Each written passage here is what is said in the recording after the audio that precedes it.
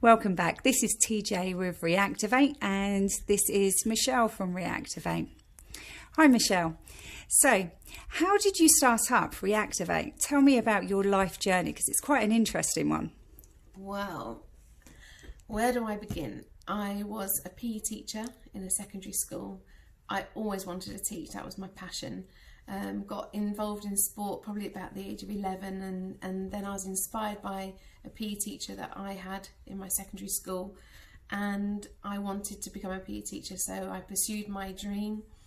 As soon as I achieved that, it felt like I was on to the next thing. I wanted to be a presenter, I wanted to be a TV presenter, and did some work behind the scenes for Top Gear. I love cars, I love racing, I love karting, anything like that. And my dream job was to be a presenter on Top Gear. I ended up doing some articles for them, and they nicked one, exploited me, so to speak. And then pursued my career within teaching. I loved the pastoral side of it, the looking after the kids, keeping them safe. I liked the behaviour and established. And I saw too many kids drop out the education system, where square peg, round hole, the two don't marry. I worked my way up to become an assistant head in a secondary school in Bedford, and like I said, after seeing too many kids drop out of the education system, who typically then end up in the criminal justice system, I wanted to set something up for them. I wanted to set Reactivate up as an alternative education provider. I asked the head if I could go part-time. This was back in 2011. He reluctantly let me go 3 days a week, and to be honest, I based myself in a pub in Bedford, drank lots of coffee, networked and pretended I had a business, joined all the business networking groups going, and helped the odd kid around Bedford Borough due to my reputation as an assistant head.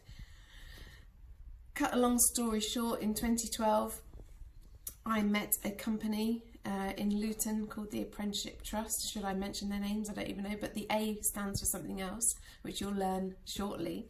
There was little old me, Reactivate, the R, and another company in Bedford called the Multi-Heritage Organisation. Together we created a company called the Arm Foundation, which I was one of the directors. I remortgaged my flat at the time, took 20 grand out, invested that into the business, and then later thought I need to leave and do this on a full-time basis. So come May 2013, a year later after meeting him and establishing that business, I handed in my notice, and my last paycheck was August 13, ready to embark on Reactivate and the Arm Foundation on a full-time basis in September. So that must have been really scary for you, Michelle, just handing in your notice, mortgaging your flat, starting something new. How did it all go? Well, it was scary. I've been in teaching for 16 years. I was on a comfortable salary, 13 weeks holiday a year, although, they say, as a teacher, I actually worked a lot of those holidays, so it's not all what it seems. And yeah, to give it up was quite scary, to not really know what I was facing or what I was to actually come and face later. So September 2013, I then learned and found out that actually the guy I had invested in was a fraudster. I'd been ripped off. Oh my God, Michelle, that's terrible. What happened? Tell me more. So the young people that we were working with, we were getting a warehouse in Bedford, and they were doing our programme. We were to give them job outcomes straight away, so helping the people who were not in employment, education and training, helping them secure employment and having apprenticeships in warehouse and storage. Little did I know it wasn't only me that lost 20 grand when you added up all the people who had actually invested, and we sat in a table, round table in a room. It came to over £500,000 worth. So my 20 grand was just a drop in the ocean. Wow.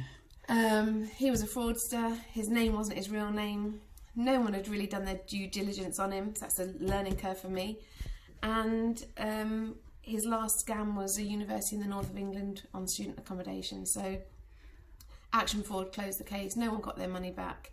And come September 2013, I was now jobless. And I'd lost 20 grand. I thought, oh my God, what am I going to do? Because Reactivate hasn't been a business for 2 years. What next? So that's horrific. So did you, most people have just given up at that point and just thought, right, I'm just going to go back to what I know. What did you do? The head offered me a job back. And in my head, it was a backward step, and I thought, no, I've got to make Reactivate a business. So I declined the offer, even though my job post had actually been filled. That's really brave. And I was out of my comfort zone. But I believe you only grow when you step foot outside your comfort zone. And I'm actually thankful for what happened to me. I actually find the blessings in those adversities, because if it wasn't for being ripped off, I wouldn't be where I am today with Reactivate as the organisation that I love and want it to grow and develop further. Wow, that's amazing. So what were you thinking at that time to think, how am I going to move forward? How did you give yourself that positive mindset? So, well, I implement some of the things, or in fact all of the things that I want to teach you over the coming weeks and want to share with you, because I try and live my life. I try and be the best version of me every day. It's a full-time job working on yourself. But what happened for me, I ploughed my time into getting Reactivate up and running. But 6 weeks in, it was October the 19th, 2013, I remember receiving a phone call. It was a Saturday morning, and I just missed the phone call from my mum, and I called her straight back, and this man answered the phone. It wasn't my dad, and it was the police saying, you need to come to the house. And my heart just sank, and I kind of knew what news I was to expect. And I learnt that we'd tragically lost my younger brother. Oh my gosh, that's terrible. So 6 weeks in, losing 20 grand, now not really having a job and having to start a business, and then to tragically losing my brother. It kind of wiped out that first autumn term of being there for my parents emotionally. But come December 2013, I started writing bids. There was an opportunity to tender for a European Social Fund via Luton Borough Council, and I partnered with a British military company in the north of England, and we wrote a joint bid with Reactivate being the lead. And you know, it's thanks to Luton Borough Council at the time that put Reactivate on the map, and I'm eternally grateful for them, really, because we won that contract, and that was working with 19 to 29-year-olds at risk of gang culture and lawlessness. And we used to go into the heart of, you know, the communities, Marsh Farm, Hockwell Ring, Town Centre, and we would recruit people who looked 19 to 29 and who were unemployed, and helping them get back into a job. Cut a long story short, they thought we were undercover feds. We'd give out our little Reactivate card and say, no, we just Reactivate here to make a difference. And slowly we won over their trust and started turning lives around. And from that contract, we became known with job centres, long-term unemployed, probation, working with students in school at risk of exclusion or risk of disengagement. And from there, the business has grown and flourished into so much more, because we also do corporate training. We reactivate the workforce and motivate the workforce. We raise aspiration. We help with CD borderlines and gifted and talented. We do work in prisons, helping to rehabilitate ex-offenders, and helping people cope, really, with whatever adversities are coming their way. Just as I had 3 adversities in the space of 6 weeks, using some of the key principles that I want to share with you over the coming weeks of how it's helped me where in my situation. That's really it. Wow, that's just amazing, Michelle, you know, because you've really put everything that you're trying to help others with into practice, when lots of people would have given up and often been quite angry, you know, and then cause more problems for themselves. So that's absolutely amazing that you're still out there, and, you know, and you've built this amazing business that's out there helping and mentoring others. So what are you going to talk about to us next? Well, as you know, my passion is making a difference to the lives of others, and that's what I want to continue to do.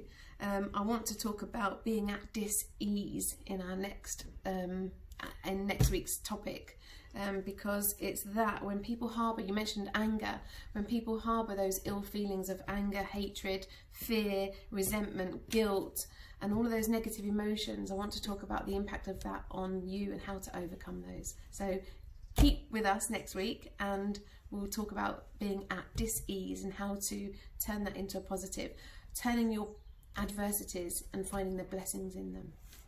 That's great. So that's goodbye from TJ. And a bye from me. See you next week.